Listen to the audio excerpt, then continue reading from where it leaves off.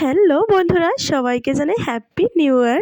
তো এই নতুন বছরে 2026 সালে আমার এটা প্রথম মিনি ব্লগ। হ্যাঁ, তো এই প্রথম ব্লগটা আমি করছি শিবাঙ্গীর বার্থডে দিন। তো ওর বার্থডেটা ছিল 5 জানুয়ারি।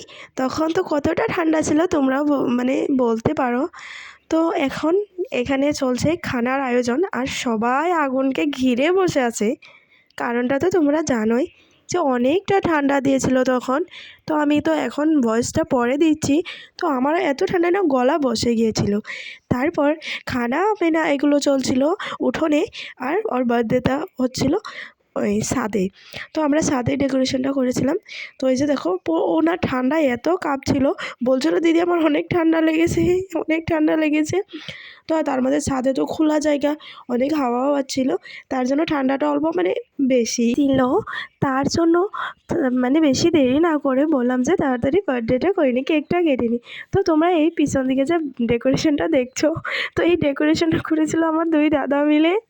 তো ডেকোরেশনটা কীরকম হয়েছে, মানে খোলা জায়গায় সেরকম করে করা যায় না।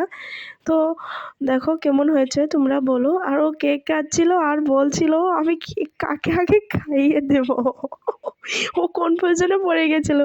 তো কেক কাটা হয়ে যাওয়ার পরে এই যে দেখো এই স্প্রে যে ফেনাটা হয় সেটা নিয়ে আর আমার মাসি একটা, ওরা দুজনে কাড়াকাড়ি করছে, ও আগে দেবে না ও আগে দেবে।